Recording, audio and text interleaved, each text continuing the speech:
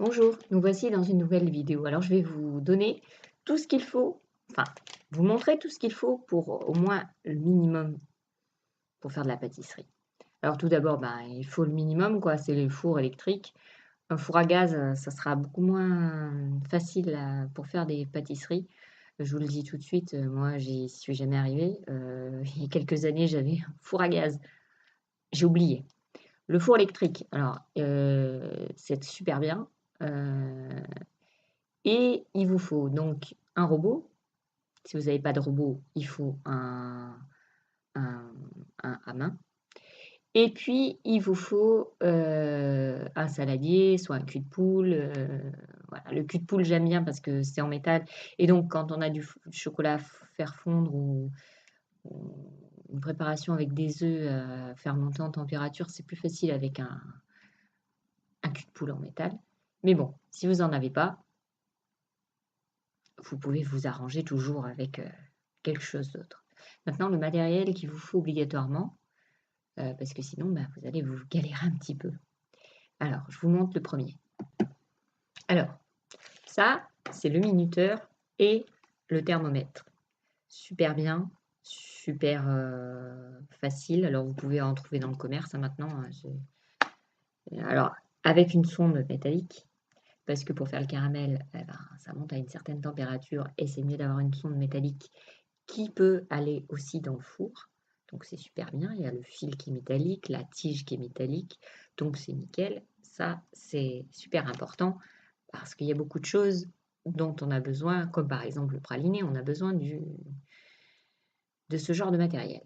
Le deuxième, le fouet. Parce que sans fouet, c'est quand même compliqué. Donc un pâtissier sans son fouet, c'est pas possible. La Maryse, ma grande amie Maryse. Celle-ci, elle est super importante parce que quand vous allez mélanger, que ce soit de la poudre à macarons ou que ce soit toutes les préparations, en fait, vous allez pouvoir racler bien le cul de poule ou le saladier pour pouvoir bien mélanger sans casser et sans, enfin, la cuillère, vous oubliez. Voilà. La spatule. Alors, la spatule, ça c'est surtout pour ceux qui passent un CAP de pâtissier. Le bois, vous oubliez, il n'en faut nulle part. À part le pinceau qui est toléré, la majorité des choses en bois sont exclues. Si vous avez le droit au rouleau, mais tout ce qui est enfin, pour préparation chaude et tout ça, le bois, c'est pas autorisé. Donc, cette spatule, bon, elle a un peu vécu celle-là, hein. C'est super important. Si vous n'en avez pas, vous, à la maison, vous pouvez prendre une spatule en bois, ça fera tout bien l'affaire. Le pinceau. Alors celui-là est spécial, enfin pour tout à l'heure j'ai dit pour le CAP, mais le CAP, ça c'est en plastoc. Ça c'est en plastoc. Il n'y a que les petits poils là. Et donc ça, vous en avez différentes tailles, mais il vous en faut un. Plastique, j'aime pas trop. À part pour redorer, ça sert pas à grand chose. Voilà, si vous avez un sirop, le plastique il va fondre. Ou il va pas bien étaler sur vos pâtisseries. Donc ça pour la pâte à choux, c'est nickel pour toutes sortes de choses. Le plastique, oubliez. Alors la corne. Alors elle est un petit peu difficile à manier au départ.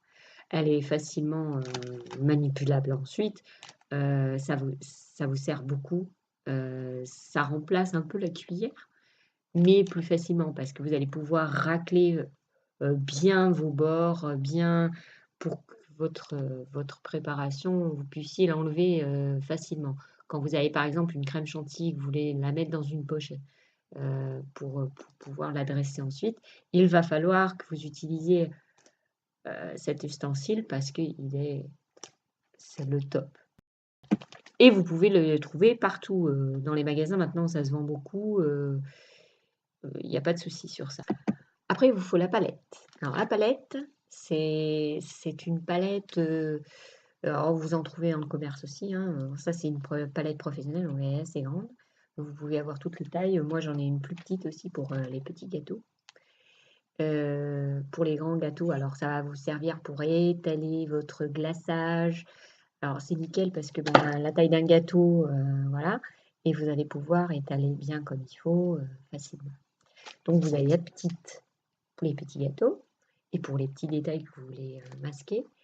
Et puis vous avez la grande. Voilà. Alors après, le truc qui est le plus important aussi, c'est avoir au minimum des poches à douille en plastique. Alors, il y en a beaucoup dans le commerce qui en vendent en plastique, mais qui ne se jettent pas, qui se lavent. J'aime pas trop. Il faut trouver des plastiques. Alors, ils en vendent, hein, dans certains centres commerciaux, ils en vendent, j'en ai vu.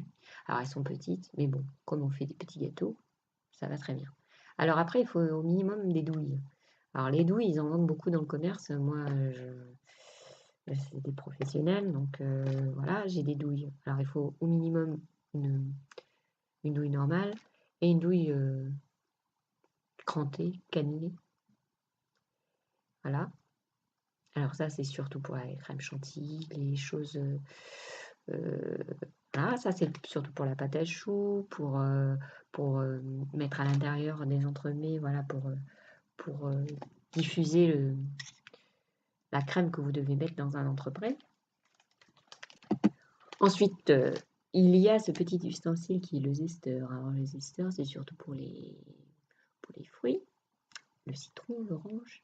Et ça va vous servir pour le cheesecake, ça va vous servir pour faire tout un tas de choses.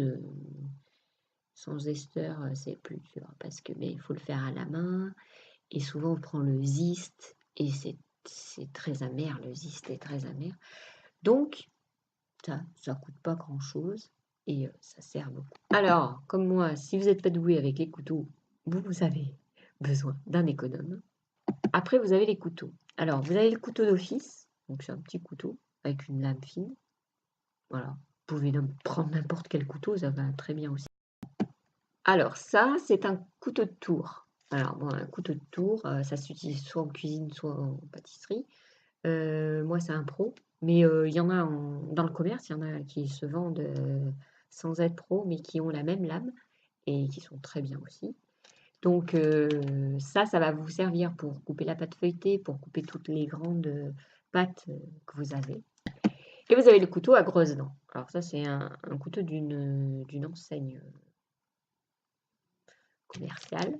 Donc voilà, c'est des dents crantées. Alors ça va vous servir pour couper votre génoise, pour couper les gâteaux, voilà, pour vous servir de scie. Dans la longueur, c'est plus facile qu'avec un couteau à lame fine. Ça va être plus compliqué et donc ça va vous servir. Ensuite, sur votre plaque, donc par exemple comme pour faire le praliné, vous allez avoir besoin d'une feuille siliconée. Alors ça c'est très utile pour faire le praliné, c'est très utile quand c'est des matières très chaudes à mettre par exemple pour faire le fondant. Fondant, vous avez besoin de ça parce que c'est tellement chaud que même sur du papier sulfurisé, ça va pas. Donc voilà.